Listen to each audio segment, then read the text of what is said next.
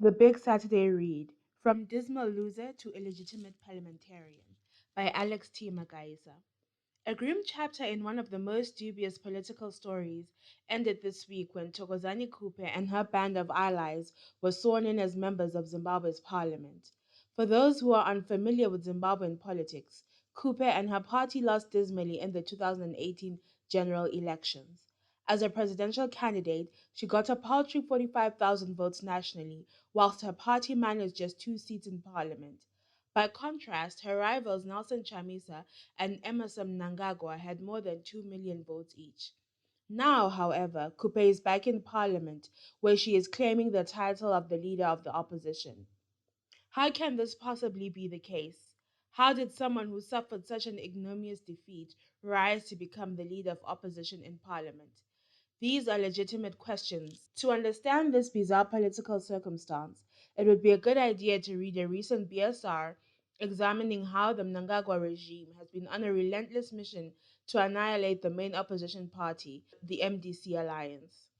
In short, Mnangagwa's strategy is to capture and control the opposition, just as he has captured other institutions of the state, such as the election management body, the judiciary, state media, and some parts of the private media, the security apparatus, and most state entities. The main opposition was one of the last institutions that were beyond his control. Now he has installed a faithful ally as leader of the opposition in parliament. Propping up a desperate ally. When Thokozani Khupe put up a pathetic performance in the 2018 elections, she realized that her politics, instead of persisting with hard opposition politics, she chose the soft path. Although she initially made feeble complaints of vote rigging, when Mnangagwa offered the proverbial carrot, she did not hesitate to bite. In fact, she swallowed it whole. That carrot came in the form of the Political Actors Dialogue, POLAD, a platform that Mnangagwa established ostensibly to promote dialogue between his party and the opposition. The strategic purpose of POLAD was to dilute the voice of his main opponent, Nelson Chamisa, and the MDC alliance, who were challenging his legitimacy after a controversial election. While Chamisa and the MDC alliance rejected the invitation to join POLAD, Khupe and a host of other minor figures who had thrown their hat into the presidential ring in 2018 saw it as an opportunity to take a seat on the gravy train. Instead of politics of opposition, Khupe chose appeasement, rapprochement, pacification. She thought it was better to appease the Mnangagwa regime than to continue challenging it. The political quiet polar did not just decide to sing for their supper. They also morphed into opposition to the main opposition. ZANU-PF was their new ally, while erstwhile comrades at the MDC alliance were the new enemy. Mnangagwa saw an opportunity in the ructions between the former comrades. Metaphorically speaking, Pollard is to Mnangagwa what a school assembly is to a head teacher. He tells them what he wants, and they listen and obey. While they might have a view, and they are permitted to share it, ultimately it counts for nothing. It is his word that always carries the day. For that reason, Pollard remains an exercise in grand political deception. It is part of Mnangagwa's theater, a facade designed to hoodwink the international community into believing that Mnangagwa is tolerant and is in genuine dialogue with the opposition. To believe that is as good as an adult believing in Santa Claus. The only reason Mnangagwa tolerates Pollard members is that he knows they are desperate for attention and opportunities, and they do not pose a threat to his power. Vengeful politics. What is on show is a classic case of vengeful politics. Chamisa and the MDC alliance's rejection of Pollard hurt Mnangagwa and ZANU-PF. The protest by MDC alliance MPs added salt to the gaping wound. They had to be punished. To be sure, the MDC made a mess of its succession politics after the death of its founding leader, Morgan Tsvangirai. But the organization had long resolved its internal affairs. It had held a congress. Its legitimacy as the main opposition had already been sealed after the 2018 elections when Chamisa amassed over 2 million votes and the MDC alliance took control of most urban seats in parliament and 90% of urban councils. This had to be undone, and the dismantling began when the judiciary overlooked the resolution of internal irregularities and ordered the MDCT, a part of the MDC alliance, to revert to old structures and hold an extraordinary Congress. It is this judgment that created the judicially constructed MDCT that has been used to attack the very foundations of the MDC alliance. It is also this judgment that has been used to unlock the back door for Khupe and her band of allies to enter parliament as representatives of the same people who rejected them. There cannot be many times in this world when a person who lost elections returns to be the representative of the people against their will, and that person still claims to be a Democrat and a constitutionalist. In such circumstances, most decent people would be restrained by a personal sense of embarrassment at the idea of reaping where they did not sow. This is foreign to Cooper and her band of allies, who proudly walked into Parliament and swore by the Holy Scriptures as they took their ill gotten seats. They campaigned against the political party that won those seats, yet they are occupying the same seat. It started with the recalls of MDC Alliance MPs by the judicially reconstructed MDCT, which was condoned by the Speaker of the National Assembly and the President of the Senate, both of whom are senior members of Mnangagwa's party. Apart from constituency-based seats, some were proportional representation seats, PR seats, both in the Senate and the National Assembly. These seats had to be filled. However, the Mnangagwa regime knows that constituency-based seats are likely to be retained by the MDC alliance, causing embarrassment to the judicially constructed MDCT led by Thokozani Khupe. The regime has used the COVID-19 pandemic to dodge by-elections by suspending them, an illegality which I discuss in the second part of this PSR. But while banning competitive by-elections, the regime permitted the filling of PR seats. These seats are not contested. The law allows the political party which held the PR seat to nominate a replacement. It is through this avenue that Cooper and her allies have found a way into parliament. Referees' incompetence and bias. But how could Cooper enter parliament when the seat she was taking was held by the MDC alliance? This is where the electoral referee Zek comes in. There is incompetence, then there is bias. Zek suffers an affliction of both vices, and few instances demonstrate this than its handling of the replacement of proportional representation MPs. Here is why. Proportional representation seats are allocated based on the number of votes that a political party wins in a province. Three political parties won proportional representation seats in 2018 elections: ZANU-PF, MDC Alliance, and the MDCT, which was led by Khupe at the elections. These political parties submitted party lists of their PR candidates to ZEC, and it was from those lists that winning candidates were selected. By law, if vacancies arise during the term of parliament, the political party which presented the party list has the right to nominate a replacement. Therefore, when vacancies arose in seats that were held by the MDC Alliance, ZEC had to invite the MDC Alliance to nominate a replacement. ZEC did not do that. Instead, ZEC invited the judicially constructed MDCT, although it never presented a party list of candidates in the 2018 elections. By inviting the judicially constructed MDC to submit nominations, ZEC had changed the rules of the game.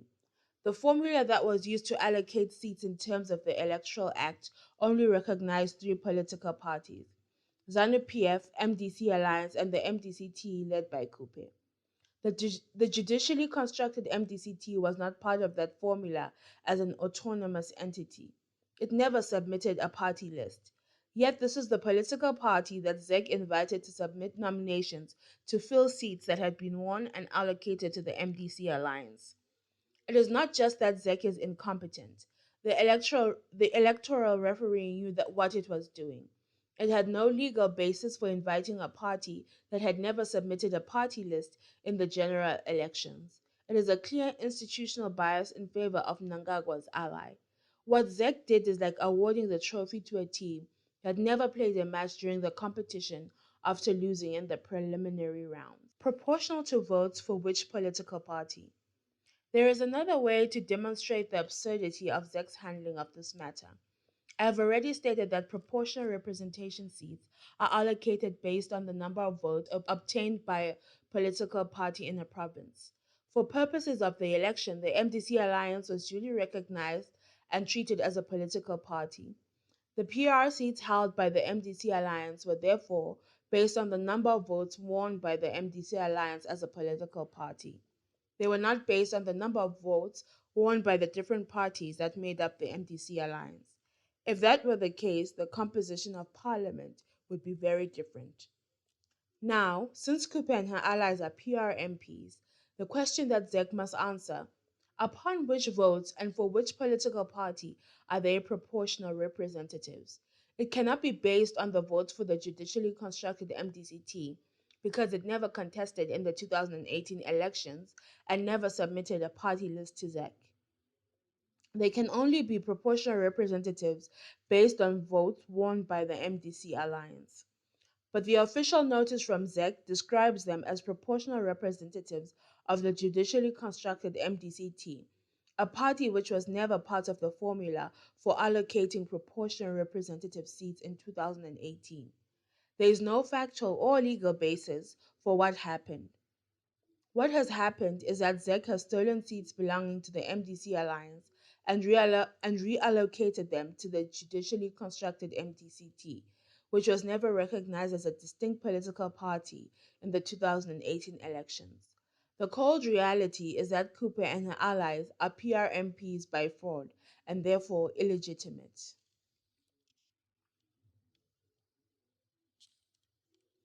Challenging ZEC's mishandling of objections. The procedure for replacing MPs allows for objections. It has been reported that there were more than 10,000 objections submitted by members of the public in affected provinces. Most of these objections came from members of the MDC alliance who were arguing that they did not want Khupe and her allies to be the proportional representative MPs because they had rejected them in 2018 elections. A ZEC statement issued this week simply states that regarding the filling in of proportional representation seats, the Commission received several objections but found that there were no valid grounds for objecting to the list of submitted candidates. This statement is vague and embarrassing.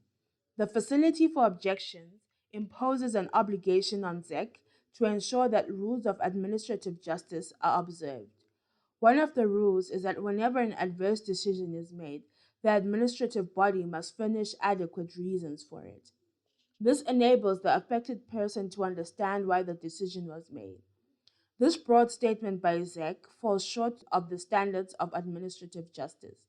ZEC must provide adequate explanation as to why it decided that the objections were invalid. The broad dismissal suggests that ZEC did not give due consideration to each of the objections. There are legal grounds to challenge ZEC's handling of these objections. Section 68 of the Constitution provides for the right to fair administrative justice to which each of the objectors is entitled. Section 69 also provides for the right to a fair hearing. The nonchalant treatment of the objections by ZEC does not meet the standards set in these constitutional provisions. The right to political representation is a fundamental right guaranteed in Section 67 of the Constitution, and it is flagrantly violated by the imposition of political rejects as representatives of citizens. ZEC does not seem to have met its duties under the Constitution, which includes the requirement to safeguard and protect fundamental rights and freedoms. Considering the adverse consequences and the precedent-setting character of this decision, there is good ground to challenge ZEC's approach to these objections. Overall, the entire process reeks of illegitimacy and lack of fair play, which have become the hallmarks of the Mnangagwa regime. Unfortunately, illegitimacy has consequences that are harmful to the entire nation as Zimbabwe is treated by the rest of the world as a pariah state. It is hard to persuade serious investors to come to a country where rules can be switched midway through the game. When the consequences of illegitimacy are visited upon the regime, it complains.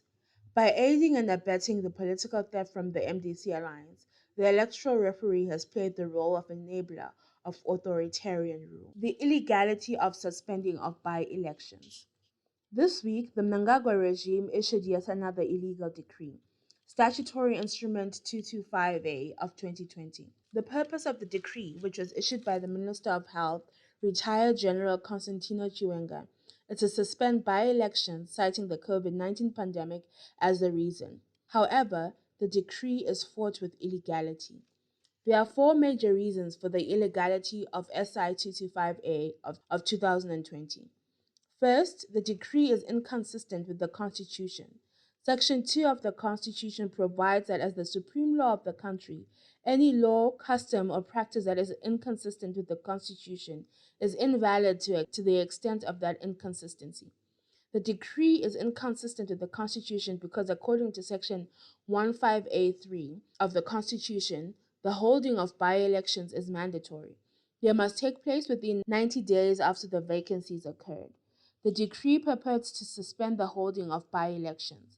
This contradicts the mandatory requirement in the Constitution. This inconsistency means the decree is invalid and illegal. The second reason is that since the decree is issued through subsidiary legislation, it cannot lawfully change the effect of a constitutional provision. It is an elementary rule that subsidiary legislation cannot amend superior legislation. This prohibition is stark in the case of a constitution. Section 134A of the Constitution prohibits the delegation of parliamentaries' primary lawmaking power. Section 134A of the Constitution prohibits the delegation of Parliament's primary lawmaking power. The amendment of the Constitution can only be done by Parliament through primary legislation. This decree is made by the Minister of Health and Childcare. The suspension of by-elections is a de facto amendment of Section 158(3) of the Constitution. It cannot lawfully be done through subsidiary legislation, as this decree purports to do. The third reason is that subsidiary legislation cannot purport to do what its enabling legislation cannot do.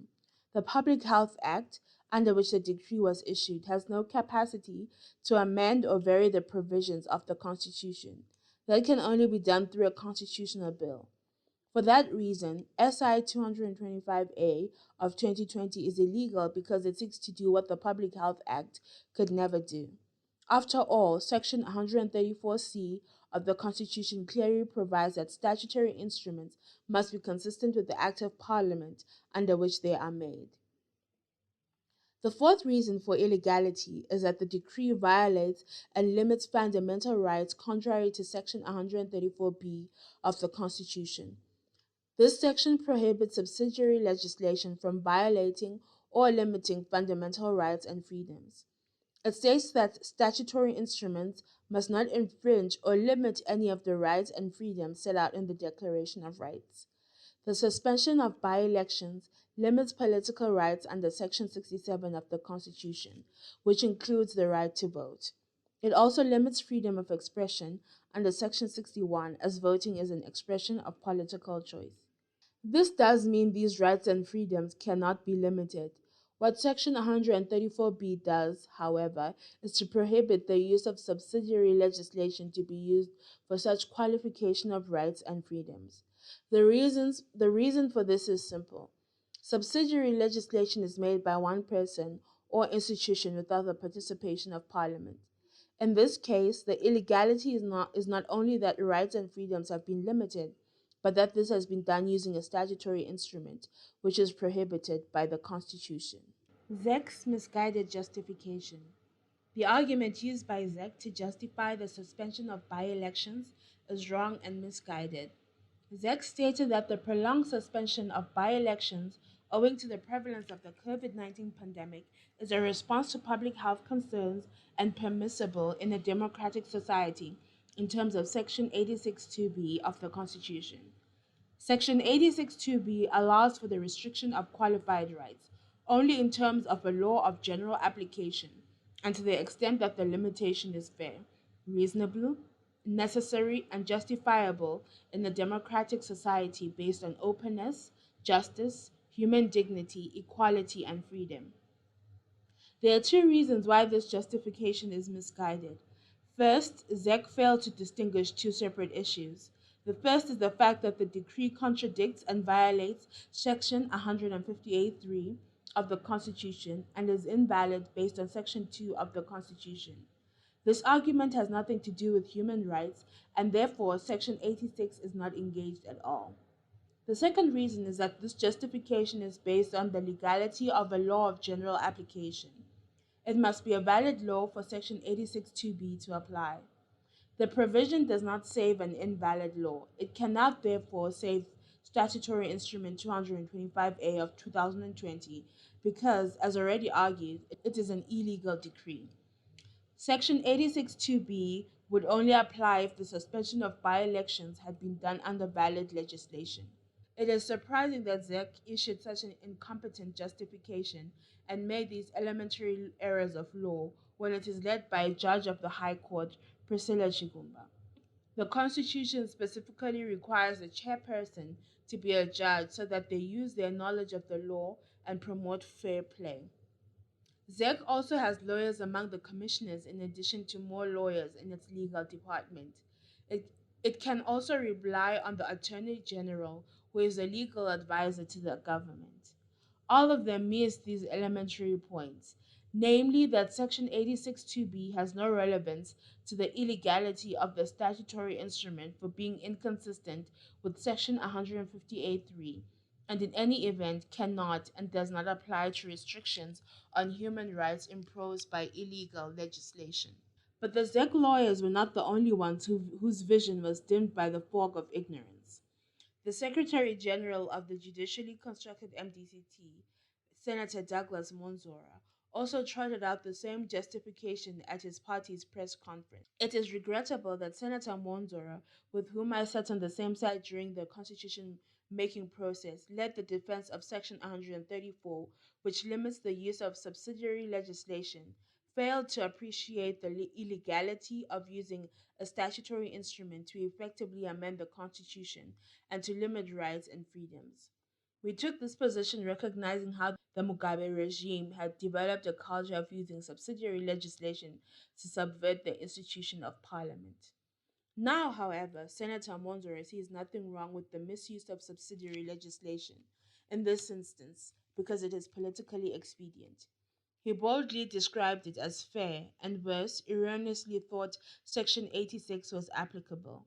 Section 86 does not save the violation of Section 158(3), and in any event, it does not save a restriction of human rights under invalid legislation. Constitutionalists do not defend or rationalize blatant breaches of the national constitution. The government had a clear avenue to achieve the same purpose without surreptitiously amending the constitution. As I explained in the legal opinion for ERC, that avenue is provided for in Section 113 of the Constitution, which allows the government to declare a state of public emergency. To be sure, it is an extreme measure, but it is the legal way to do it instead of using a statutory instrument to suspend a provision of the Constitution. Fear of electoral competition. It is not surprising, however, that the judicially constructed MDCT is quite comfortable with the situation whereby elections are suspended. The current honeymoon it is enjoying comes from the benevolence of the Mnangagwa regime and state institutions like ZEC, the courts, and parliament. It has very little confidence in the public market of voters. That is why it is only too happy to fill in the PR seats that were won by the MDC alliance, but has no appetite for constituency based seats because they must be fought for in a competitive process. While proportional representation seats are handed on a silver platter, constituency based seats have the potential to cause the judicially constructed MDCT a huge amount of embarrassment. As for ZANU PF, it has little interest in the by elections because they are largely in the MDC alliance strongholds. For ZANU PF, the prospect of MDC alliance victories in by elections would only strengthen the enemy and disturb the narrative that the MDC alliance is in disarray. On the other hand, massive defeats for the judicially constructed MDCT would disrupt the facade that the regime is trying to build around its surrogate as a legitimate opposition. These strategic concerns, not the COVID-19 pandemic, are the real reasons why the regime has suspended by elections. The hypocrisy is evident in that the same regime is relaxing regulations in other areas, citing the decrease in the COVID-19 concerns. ZANU-PF has also continued to hold primary elections even after the regime issued the decree suspending by-elections. It is not as if COVID 19 has special rules towards ZANU-PF primary elections different from by elections, which the regime has banned. It is the same double standards that explain why Senator Monzora backed the suspension of by elections at a press conference where he was announcing dates for his party's extraordinary Congress, events of an electoral nature which will involve public gatherings.